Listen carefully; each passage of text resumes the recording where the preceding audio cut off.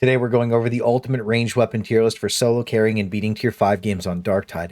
And as they buff and nerf weapons, I'll keep the tier list updated on Discord and do individual videos for them in the future as well. But if you don't play tier 5, all the meta weapons I'm talking about can basically solo carry tier 1 to 3. And then in tier 4, where every lobby's basically bugged endless hordes, you'll start feeling some power disparity. And tier 5 is really where you start seeing things fall off and a power gap gets created very quickly. And there's a big reason there's so much conflicting information, and it's because there's no scoreboard to show us how we actually did. But it just becomes very obvious when things get crazy what weapons just don't work and which ones actually do. So we set parameters to gauge the weapons fairly with no favorites, and it's going to be purely based on power level, not how cool they are. So S tier is going to be the god carry meta weapons that are just good in every single game and always have a situation where they're going to be useful. A tier is good enough to put in work and carry most of the time. B tier is niche and has good and bad situations, or just needs someone with tons of hours of commitment to the weapon. C is just kind of bad, and well, D is just a dumpster fire, and even though he's a cute boy, you still don't want to be in there. And since the melee factors are so different from the ranged ones, it has to be its own separate video. But our rating system on top of the tier list to help gauge the weapons even more accurately will be above my head, and is broken down from 1 to 10, with a plus beside a number being a special note about it. And that's going to be broken down into damage, actual DPS, damage fall off / effective range, penetration, because I know how much you guys like when I say peen, will be weighted differently based on a weapon's niche, but has a strong value added to it when it's actually available. Reload is animation and speed, ammo economy, which takes into account max ammo and bullet TTK with ratio of effective usage, CC, which is suppression and impact. And to help back this up, we have an amazing spreadsheet based on 80% damage rolls for every ranged weapon, and this was made by a Redditor named Nala Sedana, so thank you so much for putting your time into this. It's very well done and extremely accurate.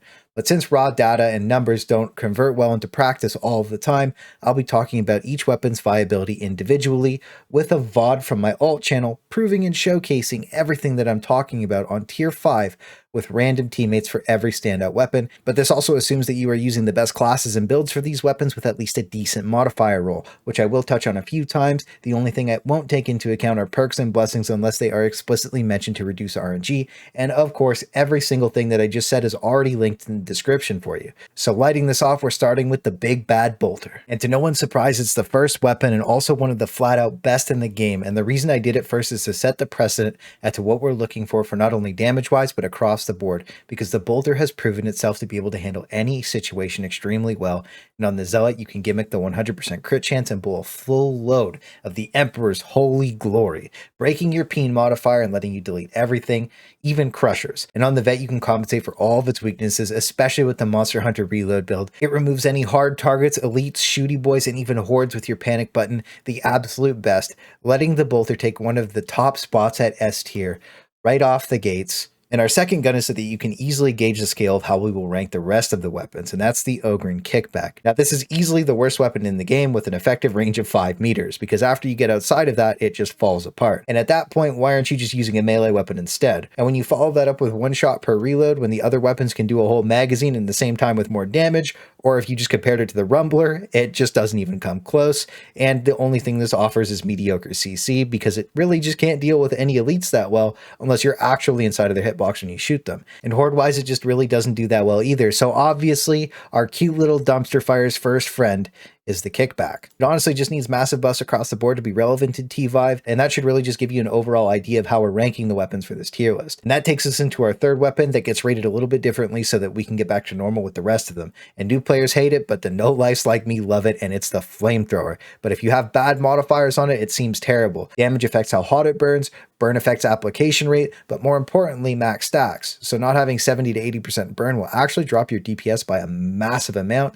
And of course, our cloud radius is suppression, range, and AoE all at the same time. So with an effective range of 22 meters, it's actually pretty good because most weapons start falling off at 30 meters. But because it has a massive AoE combined with it, it really starts pulling ahead of a lot of weapons. And just because you can't kill one sniper across the map doesn't mean a gun is bad, as much as the forums would like to disagree, especially when it can panic remove any kind of pressure the game can throw at you and literally melts everything, be it a crusher or a monstrosity. There isn't really a situation where having a flamethrower is bad, and any game I've ever had 2 in, I've actually slept through. It makes the game really easy with tons of CC and the ability to control the flow of the game, with the only downside being wide open spaces that don't actually end up happening that often. But all that gets countered by good positioning by LOSing range mobs, forcing them to cloud up and rush you. So if used properly, this is easily always going to be an S tier weapon, and I will always 100% stand by this, and I've proven it in countless games. But that takes us into our next weapon that's also pretty controversial and extremely misused, and of course it's the plasma gun. Now this weapon gets a bad rap because it's one of the only weapons in the game that has an actual skill cap to it, and it's forced into using a specific build to make it function correctly. But because we're min-maxing, we were already doing that. So don't listen to the people that aren't willing to put the time in to learning the gun or getting good with it, as when people can't understand something, they give up on trying to make it good and they end up thinking it's bad. But this is one of the niche weapons that good players will excel with, and anyone that masters it will hard carry every game that they bring it to. I've proven it in multiple VODs on the alt channel, because this is the only weapon that can one-shot every heretic in the game outside of monstrosities when you hit that 80-80 breakpoint on damage and stopping power. When you run it with that MHR build, you could drop up to 3 crushers in one cycle, or shoot through walls and stop things from ever even becoming a problem. It really lets you control every situation even when your team's pinned down, and seemingly never runs out of ammo, with a note being that under 30% heat you can vent for free without taking damage, and of course our reload speed's down to 5.1 seconds with the right build. But on top of that, after it got its buff, it lets you shoot through hordes of low mass enemies, deleting everything in a line. So good positioning will really take advantage of all this weapon's strengths and really let you control any situation the game can throw at you. But I will say this weapon takes time to be good at, so I'm going to be dropping it into the A tier for your average players, and I will say this is S tier for anybody that actually ends up putting the time into learning how to use it correctly. And I guess we can have a third rank for the people that only roll ones. Oh, what? Oh, yeah. But now for the braced autoguns, and all 3 do have their place. However, the MK8 pulls very far ahead of the other 2 across the board, and it really starts shredding almost everything. And while the penetration might not be the highest, if you use it on the Zealot, it compensates for that, letting you melt crushers. But even without the exploit, when you use it with the right vet build, you can delete everything else insanely fast while just turning your brain off and holding the W key down. It easily lets you carry basically any game by removing every elite and shooty boy insanely fast, and it can even do long range shots just by hip firing singles out there, and really just makes it one of my all-around favorite weapons to use in the game. And I would say the MK8 braced autogun easily deserves to be in the S tier, and I know a lot of people agree with that one already, and this one might have been kind of obvious, but that gun is an absolute monster. But unfortunately, its counterparts, the 2 and the 4, are substantially worse at everything the 8 is actually good at, so both are going to end up getting dropped into the B tier for now. And it's just because they're not terrible. They're just not as close to being as solid and well-rounded as the 8, and this is going to be a case for a lot of the weapons where a rate of fire increase isn't actually always better for the weapon. But now the Headhunter Autoguns, and at face value, these can be written off almost instantly. But the Vrax MK3 is actually not the worst, and it gives you like a battle rifle feeling from Halo. And even though the damage is nothing special, once you get used to the burst fire, it doesn't actually feel that bad, and its actual elite and shooty boy control on the vet is pretty solid. And while it can be fun to use, I don't see any reason to take this over the Infantry Autogun whatsoever. So our Vrax MK3 is going to get dropped into the B tier. And as for the other 2 Headhunter Autoguns, the 7, which is the single shot, just feels absolutely terrible, and it's going to be our second gun in the dumpster fire. It honestly just makes you wish it did way more damage, and it should probably play like a sniper rifle, but I think when they removed gadgets and mods for weapons from the table, it also tabled a lot of these weapons almost permanently outside of massive buffs, and I think that's the same for the Mark 9. It basically just feels unreliable every time you use it, which is surprising considering the triple burst version of this does so well, and the double burst just does absolutely nothing. It basically doesn't have any real situations where it actually ends up being good, which forces this one into the D tier as well. But that takes us into the Infantry Autoguns, and again, there's only one in this category that stands out in a massive way, and of course that's the MK1 Infantry Autogun, with its massive advantage on weak point damage that you were already shooting for anyways, and when you take it in game, it absolutely pulls ahead of the other 2, no questions asked. And even with those terrible iron sights, it still makes it easy to just drop insane weak point crit damage on demand. And when you combine it with the Elite Hunter Vet build, it kind of just tears the whole map apart. So this weapon is easily A tier, and the reason it's not S tier is because it's slightly worse than the braced, and it honestly has some of the worst iron sights I have ever seen. In practice, shooting the weak points can be a little ridiculous because it does have really horrible horizontal recoil outside of the vet ult. So when you are shooting without the ult, it does fall apart. So that's why it's A tier. And when we look at its counterparts, the Mark 5 Infantry Autogun loses a ton of weak point damage, and the ROF increase actually hurts the weapon because without good stability, it just bounces around like your dad's tits on a boat. So I will say it's a C tier weapon due to the insane damage fall off and the ammo economy going way down. And then when we look at the Mark 7 Infantry Autogun, I'm going to end up dropping it into B tier because again, The ROF increase isn't what it needed to be unique, and it seems like it's stuck as a balance between the 1 and the 5. Now for the Lasguns, and this one's pretty obvious and not news to anyone, the MG12 literally just melts everything on every map with any class you can take it with, even a Psyker, and it has some of the best blessings in the game to round it out. For elite control, it honestly takes the cake as one of the best, as it can kill everything except a crusher in a couple of shots, and it removes all the shooty boys in one shot each, making sure they never stack up, taking away the biggest threat on every map. So combined with the fact that it has a hollow sight, it just makes it such a clean and easy to use weapon that anybody can pick up, and it's just all around amazing and will carry every single game that you take it to. And this was the first weapon I thought about putting in S+ tier because of its blessings and perks, but they're RNG, so without the perks and blessings, I think I'm really happy to put the MG12 just in the S category. And then really once you have like perfect perks and blessings on this thing, it's easily S+. It's actually just one of the best weapons in the game. And then when we talk about the MG4, well, it gets the increased ROF. It just completely misses the mark. It loses the DPS, the ammo economy, and a ton of power on every target. And I'm actually going to be putting the 4 in the C category. And as for the MGLA, it has all the same problems as the MG4 with a lower fire rate. So I'm actually going to end up putting this gun in the dumpster fire. I know a lot of people use it and think it's like pretty okay. And with a good perk and blessing roll, it probably is about B tier, but it just gets outperformed by the MG12 across the board. But now for our Recon Lasguns, and this is really where we start thinking about raw DPS, and you can't write these off, but again, there's only one good variant of the 3, and that's the 6D. It just cuts through elites and shooty boys, and it's one of the most like satisfying sounding weapons in the entire game, and it honestly isn't terrible at dealing with hordes either. Its only fallback is it can't deal with crushers, but it has no real issues with flak armor and feels like a heavy blaster from Star Wars, and also has the highest fire rate in the game with absolutely no recoil. This thing actually shoots on a dime, so I actually think this 6D is an A tier weapon. Now, it does gain about 1/3 more raw DPS with Infernus and really needs it to excel, but this one can still function without it. And after having Infernus, I wouldn't even bother using it in T5 without it. It's just that good. And the other two aren't terrible, but without Infernus, they also fall off at range, so they lose a lot of points for needing a blessing. So starting with the 2, it just falls flat. It degrades all the categories, and in this case, the lower ROF starts hurting it a lot, and it's actually going to be dropped down into C tier. Again, with Infernus it goes up. And as for the 7A Recon Lasgun, it's less than half of the ROF and just has no place at all, because even with a good roll, it handles situations way worse than the other two, and it cannot make good use of Infernus. So I actually think this weapon's in the dumpster fire. Just after using it, after everything, I think this Recon Lasgun is just so much better than the other two. But now for all of our space cowboys and where people start molding, we're going to end up starting this one with the Revolver. And now the Revolver is a hot topic. It's beloved by the community. And I agree. It's a super cool weapon and it's super fun to use, but it has a lot of drawbacks when you take it into the hardest difficulty, and it's altogether worthless without a ton of practice. And I get that a lot of people, including myself, love it, but we got to talk facts. And what it does do well is penetrate and kill things that are lined up, and it helps soften crushers up, but it does struggle to solo them. And if it isn't spam critting, it really starts relying on that Zealot feat for the 25% damage at range, and it relies on the veteran ult being up basically the entire time.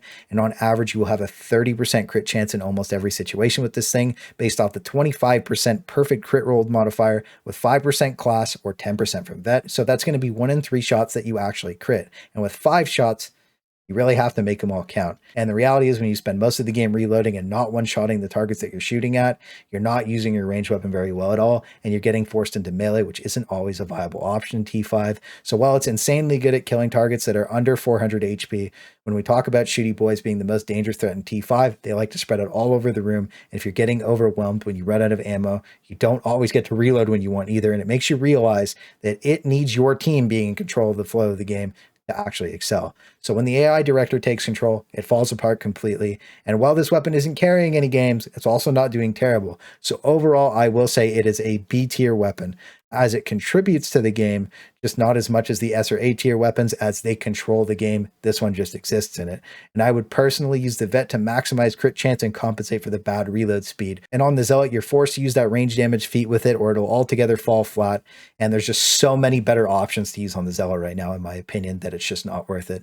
And again, I know some people will be upset about this, but I don't really care. That's the reality of the weapon. And we are talking about solo carrying right now. And that is something you are absolutely not doing with the Autopistol. It's a very interesting weapon, to say the least. It actually is close to doing everything the worst. It's just not as bad as the Kickback, though.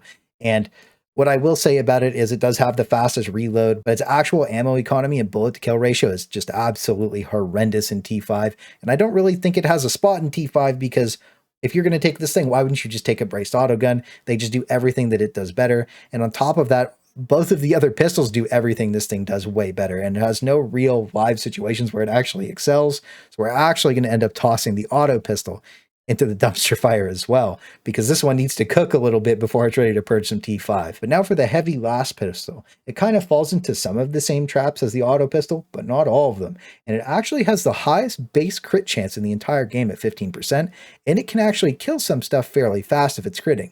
And this seems to actually perform the best against flak armor when it headshots. But outside of that, it really just misses the mark and is purely dependent on those headshots and has mediocre shooty boy and elite control. So overall, I'm actually going to be dropping the heavy Laspistol into C tier, because I do think it needs some buffs and it's actually close to being pretty decent. And finally, for our last cowboy weapon, we're at the shotgun. And damage-wise, when aimed in below 15 meters, it's actually ridiculously good. But outside of that, it really starts falling off. And this is another one that I would only use with the elite hunting build on the vet to compensate for the reload and help get you that extra damage that you need. And it's a weapon where the special load is actually good at suppressing enemies and getting you into melee. So it has a lot of the same problems as the revolver, but it actually doesn't have the range or penetration to back it up. Again, these single loading weapons really start struggling in T5, and I think that the shotgun is about C tier. I think with a couple buffs, it could really start shining and it could do really well. I think that that special ammo needs to have a way wider spread and it needs to suppress a lot better. I think inevitably when it gets that buff, it is going to end up being one of the better weapons in the game too. But for now, I think it's C tier, and I think that's a fair place to put it. And I know a lot of people will be upset about this one too, but we can't pretend it's hard carrying games and killing everything. It has its limitations, and its main job is just to get you into melee to use your melee weapon right now. And I wish that was the case for the Helbore Lasguns too, because I absolutely hate using them. And somehow the MK2 just ended up being ridiculously good. I know there's a stipulation where people think the 1 and the 3 are really good, but the 2 is flat out just the best one, without a perk or a blessing, and is the only balanced weapon in the game that actually ends up performing well. Across the board, it's actually good. It's amazing at removing elites and ranged, and it's even better at dealing with shooty boys, because you don't even need your ultimate up to one-shot them with a normal shot. And it even has the charge penetration to kill crushers 0.1 seconds slower than the 3 counterpart, which is the one that was actually meant to have the better penetration. And it's literally just a better MG12 without a scope. Like if this thing had a hollow, it would probably just be flat out the best gun in the game. And the 2 doesn't even need the onslaught blessing to excel. So this Helbore Lasgun is actually S tier because it handles every situation insanely well. And if you actually get the onslaught blessing on it, it just becomes insanely good at dealing with everything. And the only reason it wouldn't be S+ tier is because it doesn't have a scope. But its other 2 counterparts actually kind of fall apart with that onslaught even after the buff. And the 1. This gun is actually insanely good, but it relies on onslaught again, and we do take points away from that, so it will drop into A tier. And the 3, while having insane damage, just has a bad charge rate, and it really doesn't feel that good to use. And the 1 is so much better than it that it actually ends up in B tier. I really do think that if you get onslaught on the Mark 1, it is absolutely a hard carry weapon. It's better than the 2. But again, blessings are RNG. We don't know when we're getting crafting. So the 2 definitely pulls ahead. And if you just look at the spreadsheet, you'll be able to see the numbers for yourself. And if you use them in game, you'll actually feel and see exactly what I'm talking about when you take them into a T5 game yourself. And that takes us into our pure Ogryn weapons. And we're going to start with the Ripperguns. The MK2 is the best. Again, the slower ROF ends up doing almost double the DPS, and it's insanely easy to control, and this is exactly what I wanted out of the other shotgun. Just full auto delete everything within 15 meters of you, be it a horde or a bunch of elites. But it has a big drawback, and that's the ammo capacity just being terrible for how much you actually just want to end up shooting this thing and lighting it off. It's insanely fun to use, but it actually ends up sucking up way too much ammo if you misuse it. But I can say this Rippergun will carry a game in all of those tight situations, so the Mark II is easily an A tier weapon. Unfortunately, that can't be said about the other 2 Ripperguns. The Mark V's higher ROF does not reward you with DPS. It actually just rewards you with a little bit of sadness because it is substantially worse than the MK2. So it is actually going to end up in the C tier. Now, the Burst MK6 is actually one of the most jarring weapons to use in the entire game, and I don't know how it could even be improved at this stage. I would actually love to hear suggestions about how they could improve the Burst Rippergun, because it is just terrible. It is flat out one of the worst weapons in the game. It could even go below this, but that's where all the other weapons are stored right now, and they're not that bad, honestly. I'm just saying. This Rippergun ain't it, bro. And honestly, all three of the Ripperguns need the heavy Stubber treatment where it gets that max ammo increase. I don't think they need more damage. The Mark II already has literally the highest DPS in the entire game. So that's also something to keep in mind that I think I forgot to mention a second ago, actually.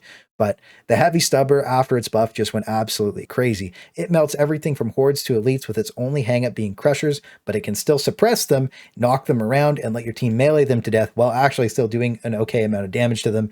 If you're the only one there, you can basically dump your whole clip on it and eventually kill it. But I think one of the main draws now is because they fixed suppression yesterday, just spraying it around can suppress a ton of enemies long enough for your whole team to advance with full W key energy and really make a difference. There really isn't anything that can shoot back at you now. It just keeps the whole map under control and is just the epitome of gun go Bert. It fits the Ogryn perfectly, and it only gets better with blessings, basically just letting you shoot forever if you really need to. And it doesn't really have any downsides outside of range fall off, which you get as a modifier on the gun. So I'm actually super happy to put the heavy Stubber in S tier. This weapon actually deserves it, and if you've been sleeping on it, it is just insanely fun to use, and it's insanely powerful. But that takes us into our Grenade Gauntlet, which is another weird one. Its actual viability is just high single target damage with tons of CC, and it really just lets you spam shots off, slowing down the pace of the game and sniping out important targets. And when things get close, you can just use your special to deal a ton of damage to them. And the reason it loses points overall is ammo just needs to be higher across the board on this thing, and it basically just does no AoE damage. But I am happy to drop this weapon in B tier, as it's not terrible, it's just not crazy out of control like its counterpart, the Rumbler, which is actually just amazing. Not only does it do what the Grenade Gauntlet does, but on top of that, it's just like spamming vet grenades the entire game at any distance you want, while also seconding as a sniper rifle. So between the massive AoE control it brings to the table and the insane damage output, it definitely hard carries games, with the only drawback being one shot at a time, and it's the only weapon in the game with a single reload that actually compensates for it by exploding and CCing everything around you, letting you pop another one in. So repeating that cycle just lets you turn any bad fight around really quickly. And if it's used well, I honestly have to place the Rumbler in A tier. I don't think it's an S tier weapon currently, but it definitely doesn't slouch. It's just again that its ammo economy isn't exactly the greatest. And now finally the staffs need to be rated slightly differently, and I do go over all of them in the updated Psyker guide pretty in depth. But just to sum them up, the Surge Staff isn't meant to do damage, it's meant to support, and while it does have mediocre damage, its CC is unmatched, stopping everything except a monstrosity in its tracks, letting your team deal with everything and not take damage, which truly controls the flow of the game and keeps your teammates healthy, and I think that's insanely important. So I do think the Surge Staff is S tier, and I've been saying that since the game came out. But now for the Purgatus Fire Staff. It has the same breakdown as the Flamethrower, but it's actually worse in every way except ammo economy, as it has infinite ammo. But its range is 15 meters on average instead of like 22, and that's just a little too short to be viable. And on top of that, suppression compared to the Flamethrower is just lacking. Even after the fixes, it's still not close to the Flamethrower, and it really needs the focus channeling blessing to excel and be an A and S tier weapon. So because it relies on a blessing, I will be dropping it into B tier. It is a solid weapon, but again, things lose points for needing the blessings. And when things spawn behind you and do Darktide things, they end up punching you out of your flame, stopping your DPS altogether. And honestly, after quite a bit of testing, it's not even the best horde control for Psyker, especially when you compare it to the Voidstrike Staff, which has really solid damage and passes through every soft target almost infinitely if you aim for their heads, until it hits a hard target or a wall. It has insanely good ranged and crazy impact, letting you CC everything with uncharged attacks almost forever, and it only gets better with blessings, but it doesn't need them. So I'm actually going to be putting the Voidstrike Staff into A tier, as it got substantially better after the patch and has a very solid spot in tier 5 at pure horde control, and it really doesn't do the most elite damage, but it can CC them pretty much indefinitely while it deletes scores of trash mobs. Finally, our last weapon, the Trauma Staff. This weapon was actually in D tier until the update, and I tested it out on stream and it actually blasts now. I wouldn't say it's solo carrying games, but it's definitely not horrible. So I'm actually going to be locking the Trauma Staff into B tier. Well, I want to put it in B tier, but I can't. So it's going to float right here. We'll know that it's B tier, but it's going to look like it's in C tier. It still knocks the mobs around, so I guess it could have a middle ground in here. And I will say that it's actually not that bad anymore. The damage is consistent across the circle now, and it doesn't cost an insane amount of perils anymore. It has a really good change to it. Again, maybe we'll just say that it's C tier. List completed. That's the overall full breakdown of the ranged weapon tier list for Darktide. And I do think a lot of the B, C, and D tier weapons are all casualties of not having gadgets and weapon attachments, which were removed and canceled from the game, because not only would that have rounded them out, it would have basically made every weapon in the game A and S tier. So every weapon in B tier and below should definitely get buffed. And I don't think anything should ever get nerfed, because it is a PvE game with no scoreboard, so there's no reason for anything to underperform at all ever. And the reason I was so harsh on some of these weapons, because I know a lot of people are going to say that, is that they aren't carrying games right now, and I simply want to see them get buffed. I actually do want to see everyone using their favorite weapons, having fun, and pushing the hardest difficulties with what they actually want to use. And currently, it's just not possible to have fun with a lot of these weapons unless you're getting carried. And when you get some perfect rolled legendaries, it can feel bad if the weapon just isn't that good. And we honestly can't pretend that the B tier weapons or under are carrying any games